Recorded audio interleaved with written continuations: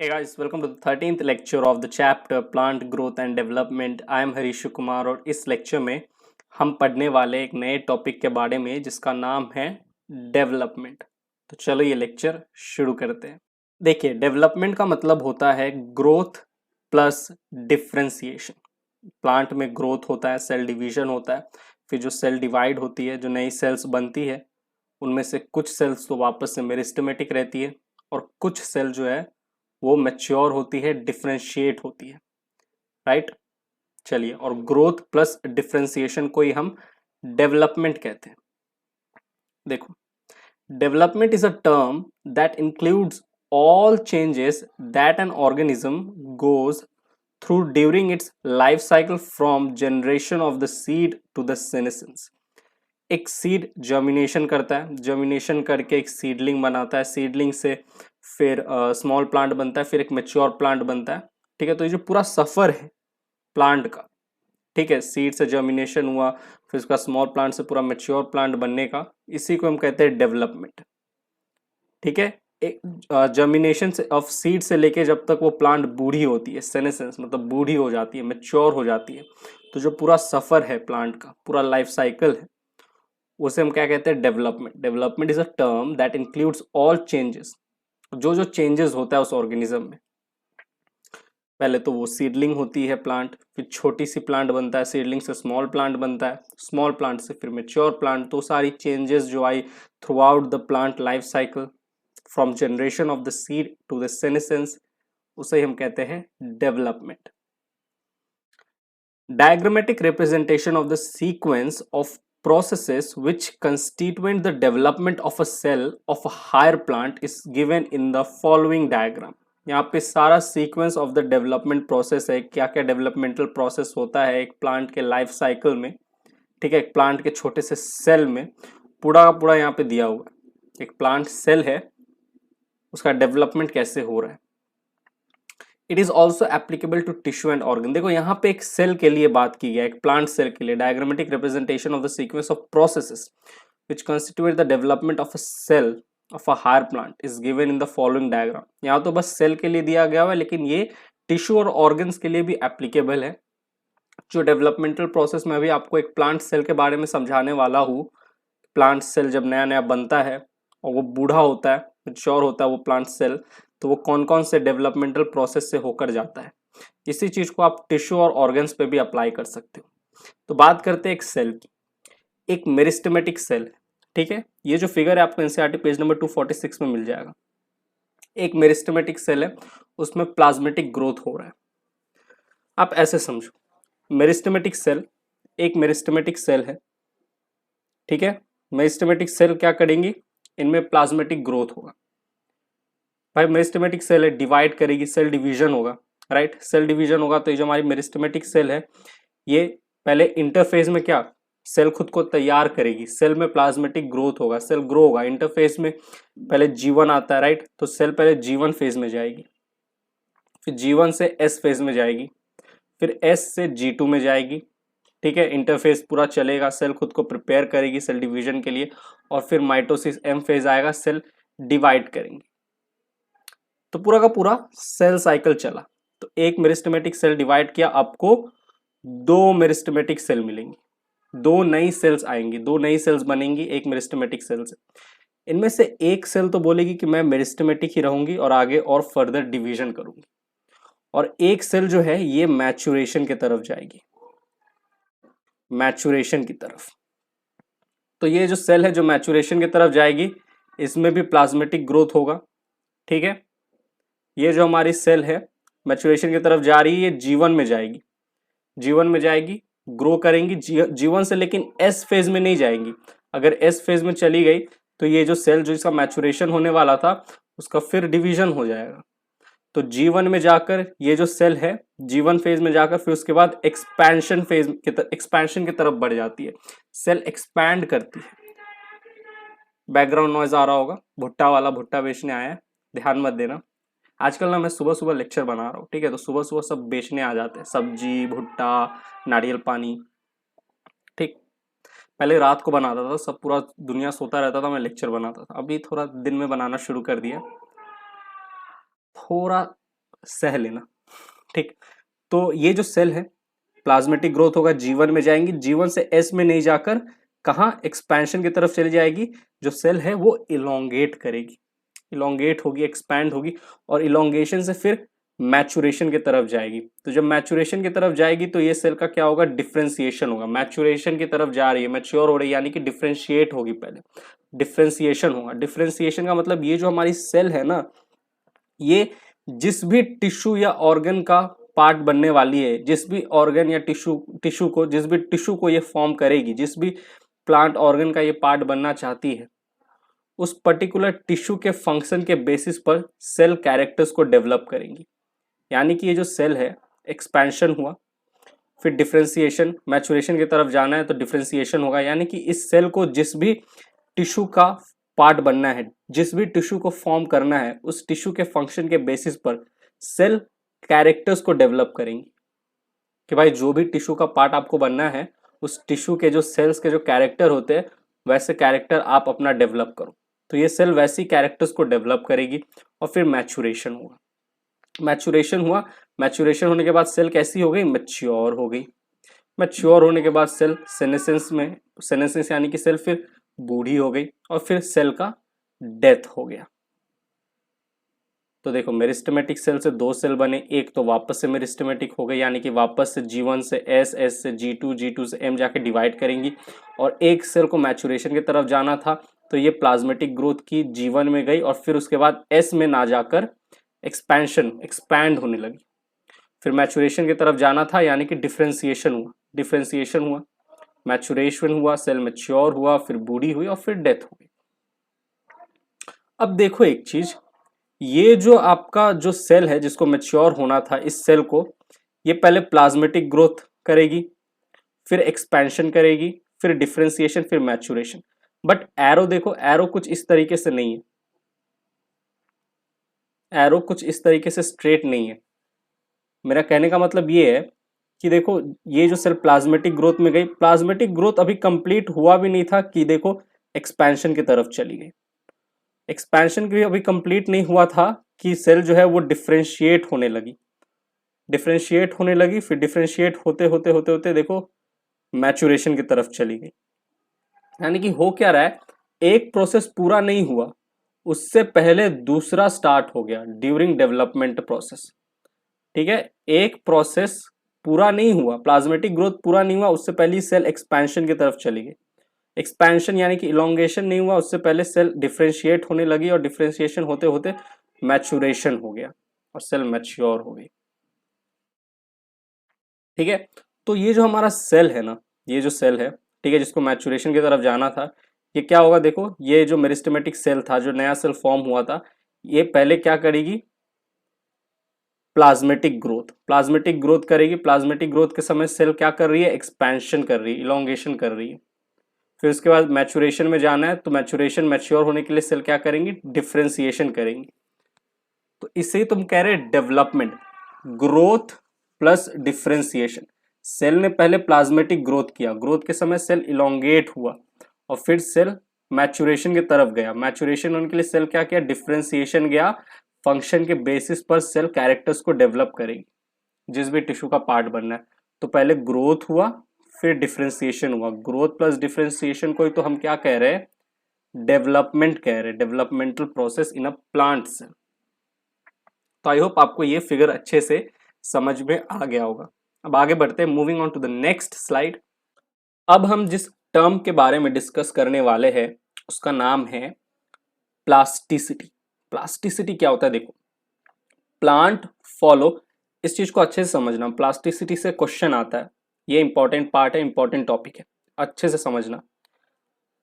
Plant follow different pathways in response to environment or phases of life to form different kind of structures.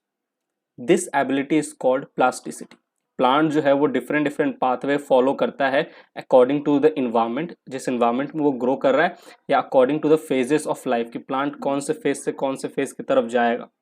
Small phase है, plant छोटा है, फिर उससे mature होगा, ठीक है, यंग से मेच्योर होगा। तो according to the phases of life और according to the environment plant different different pathway को फॉलो करता है और क्या करता है, फॉर्म करता है different different kind of structures. ठीक, पहले तो आप ये देखो कि प्लांट जो है according to the phase of life, according to the phase of life pathway को फॉलो करेगा और डिफरेंट काइंड ऑफ स्ट्रक्चर्स में डेवलप करेगा खुद को। जैसे समझो, मुझे पता है अभी तक आपको नहीं समझ में आया होगा। देखो, एक प्लांट है, plant A, let's call it plant A. ये एक काल्पनिक है, ठीक है, जस्ट आपको समझाने के लिए कि हो क्या रहा है, प्लास्टिसिटी क्या है। ठीक है, इसको एज एन एग्जाम्पल एक्सप्लेनेशन समझिएगा, वास्तविकता से इसका कोई लेन देन नहीं है, काल्पनिक है, ताकि मैं आपको ये जो पर्टिकुलर टॉपिक है इसको अच्छे समझा सकूं। एक प्लांट ए है, प्लांट ए में अभी एक ये टिश्यू है, लेट्स से ये टिश्यू जो है इसका नाम हमने रख दिया टिश्यू एक्स। ठीक है, टिश्यू एक्स टिश्यू है, ये अभी जुवेनाइल है, मैच्योर नहीं हुआ है, ये टिश्यू आगे जाके मैच्योर होगा। अब ये जो प्लांट ए है ना, प्लांट ए के बारे में मैं आपको कुछ बता दूं कि प्लांट ए में 3 तरह के टिश्यू पाए जाते हैं। एक टिश्यू का शेप ट्रायंगल, एक टिश्यू स्क्वायर, एक टिश्यू सर्कल। अगेन वास्तविकता से कोई लेन देन नहीं है, काल्पनिक है। ऐसा भी कभी देखा है प्लांट में ट्रायंगल का टिश्यू, सर्कल का टिश्यू या स्क्वायर का टिश्यू? लेकिन ये टॉपिक को समझाने के लिए कि एक प्लांट ए है, इसका एक टिश्यू है, ठीक है, ये अभी यंग है, मैच्योर नहीं हुआ है, इसको मैच्योर होना है टिश्यू एक्स को। अब ये प्लांट ए में 3 तरह के टिश्यू होते हैं। अब according to the plant requirement, ठीक है, ये अभी प्लांट का यंग फेज है, young phase, phases of life young phase में है प्लांट। अब according to plant requirement, plant की रिक्वायरमेंट है कि ये जो टिश्यू एक्स है ये मैच्योर होके सर्कल टिश्यू बना है, सर्कल वाला टिश्यू बना है जब मैच्योर हो। तो प्लांट की रिक्वायरमेंट के मुताबिक जब ये जो प्लांट ए है ये जब मैच्योर होगा तो इसकी टिश्यू जब मैच्योर होंगी तो ये टिश्यू का जो स्ट्रक्चर होगा सर्कल होगा, टिश्यू एक्स। ठीक है, तो क्या हुआ, देखो यहां पे क्या हुआ, डेवलपमेंट हुआ, डेवलपमेंट हुआ। ये जो टिश्यू थी मैच्योर से अब जुवेनाइल थी, जुवेनाइल मतलब यंग, यंग से अब मैच्योर होगी, मैच्योर। तो क्या हुआ, डेवलपमेंट हुआ। इसी को आप कह रहे हैं क्या, प्लास्टिसिटी, प्लास्टिसिटी। देखो, plant follow different pathway in response to, अभी इन्वायरमेंट को छोड़ो, in response to phases of life to form different kind of structures. अब प्लांट ए का रिक्वायरमेंट था कि ये जो टिश्यू है ये अभी यंग है, ये जब मैच्योर हो तो सर्कल वाला टिश्यू में मैच्योर। प्लांट की रिक्वायरमेंट है, प्लांट को अगर ट्रायंगल का बनाना होता तो ट्रायंगल का टिश्यू बनता है, ये ट्रायंगल कलर का बनता। मतलब कहने का मतलब ये है कि ट्रायंगल शेप का बनता है, यानी कि प्लांट के अंदर बहुत सारे टिश्यू है। अब वो जो प्लांट के ऊपर अकॉर्डिंग टू द प्लांट, अब वो जो टिश्यू है जब वो मैच्योर होगा तो उसका स्ट्रक्चर जो है वो अकॉर्डिंग टू प्लांट्स रिक्वायरमेंट होगा। जब वो टिश्यू डेवलप होगा तो वो एक डिफरेंट काइंड ऑफ स्ट्रक्चर में डेवलप होगा अकॉर्डिंग टू प्लांट्स रिक्वायरमेंट। इसी को हम कह रहे हैं प्लास्टिसिटी। ठीक, प्लांट में भांति भांति तरह के टिश्यू है, ऑर्गन है, भांति भांति तरह के सेल्स। अभी मैंने टिश्यू पे अप्लाई करके आपको समझाया, इसको आप सेल पे भी अप्लाई कर सकते हो या ऑर्गन पे भी अप्लाई कर सकते हो। ठीक है, तो प्लांट के अंदर तरह तरह के टिश्यू है। अब अकॉर्डिंग टू प्लांट रिक्वायरमेंट वो जो टिश्यू जब वो मैच्योर होगा, एक टिश्यू जो अभी नया नया बना है वो जब मैच्योर होगा तो अकॉर्डिंग टू प्लांट रिक्वायरमेंट उसको कौन से टिश्यू में मैच्योर होना है, प्लांट के रिक्वायरमेंट के ऊपर है कौन से टिश्यू में उसको डेवलप होना है। इसी को हम कहते हैं प्लास्टिसिटी। अब ये तो फेजेस ऑफ लाइफ, प्लांट के लाइफ के फेजेस के बेसिस पे था। इन्वायरमेंट के बेसिस पे भी आपको प्लास्टिसिटी देखने को मिलता है, यानी कि डिफरेंट काइंड ऑफ स्ट्रक्चर्स देखने को मिलता है। जैसे समझिए, अगेन एक प्लांट है ए, अब यहां बात हो रही है इन्वायरमेंट की, पहले फेजेस ऑफ लाइफ की हो रही थी तो मैंने आपको जुवेनाइल और मैच्योर करके दिखाया। प्लांट ए है, अगर इस प्लांट को आप, इस प्लांट की एक खास बात है कि ये वेट वाटर पे भी ग्रो कर सकता है, लैंड यानी टेरेस्ट्रियल, लैंड पे भी ग्रो कर सकता है। अब ये प्लांट ए इन्वायरमेंट के ऊपर डिपेंडेंट है। अगर ये प्लांट ए वाटर में ग्रो किया, यहाँ पे देखो इन्वायरमेंट का रोल आ जा रहा है, वाटर में अगर ग्रो किया तो इसकी जो लीव्स होंगी कुछ इस तरीके से होंगी, कुछ इस तरीके की होंगी। लेकिन अगर इन्वायरमेंट चेंज हो गया, ठीक है, तो ये जो प्लांट ए है ये डिफरेंट पाथवे को फॉलो करेगी। अगर इस प्लांट ए को लैंड पे ग्रो करना है, ठीक है, तो हो सकता है लैंड पे अगर इसको ग्रो करना है तो ये जो है ये कुछ इस तरीके से ग्रो करेंगे। इसका जो पत्ता है कुछ इस तरीके से होगा, ठीक है। तो एक ही प्लांट, अलग अलग तरह के लीव्स आपको देखने को मिल रहे हैं। किसके बेसिस पे, कौन से इन्वायरमेंट पे ये ग्रो कर रही है प्लांट ए। एक ही प्लांट के दो तरह तरह के पत्ते आपको देखने को मिलेंगे, डिपेंडिंग कि ये प्लांट ए कौन से इन्वायरमेंट में ग्रो कर रहा है। इसे भी आप प्लास्टिसिटी कहोगे। तो वापस से डेफिनेशन पर, plant follow different pathways in response to environment or phases of life to form different kind of structures. This ability is called plasticity. Example, heterophily in cotton, coriander and larkspur. In such plants, यानी कि cotton, coriander और लार्कस्पुर की बात हो रही है, in such plants the leaves of the juvenile plant are different in shape from those in mature plant.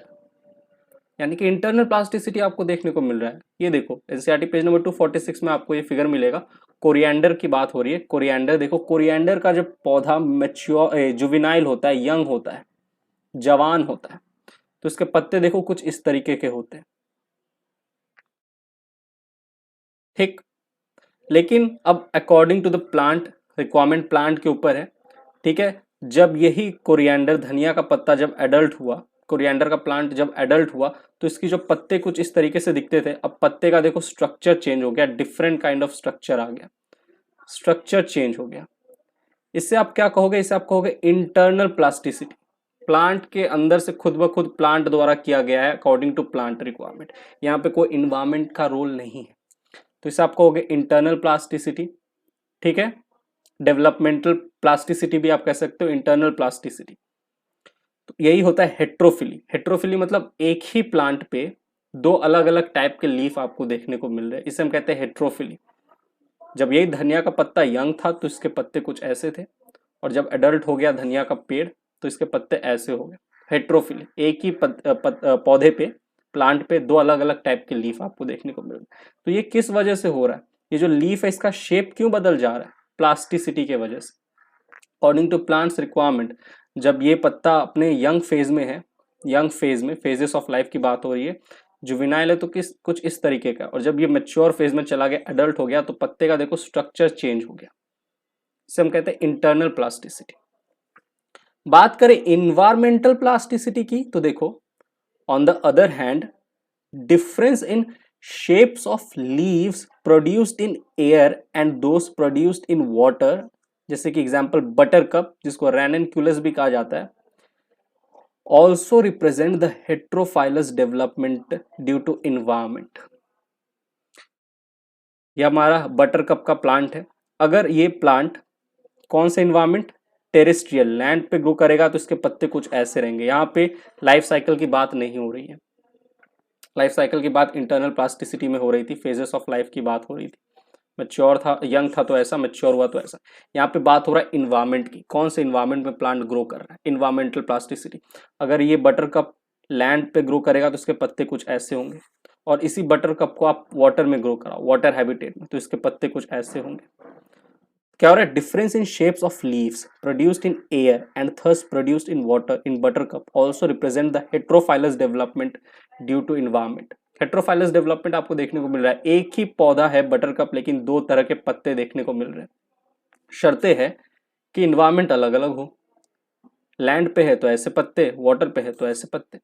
तो यहाँ पे भी आपको हेट्रोफाइलस डेवलपमेंट देखने को मिल रहा है, बट यहाँ पे ड्यू टू इन्वायरमेंट, तो इससे आप कहोगे environmental plasticity. This phenomena of heterophylly, जो हेट्रोफिली का फेनोमेना है कि एक ही पौधे पे दो अलग अलग टाइप के पत्ते, ये किसका एग्जाम्पल है, प्लास्टिसिटी का। प्लास्टिसिटी के वजह से ये देखने को मिल रहा है। यहाँ पे इंटरनल प्लास्टिसिटी के वजह से आपको देखो दो तरह के पत्ते एक ही प्लांट पे देखने को मिल रहे हैं, और यहाँ पे इन्वायरमेंटल प्लास्टिसिटी के वजह से बटर कप पे आपको दो तरह के पत्ते देखने को मिल रहे हैं, ठीक है।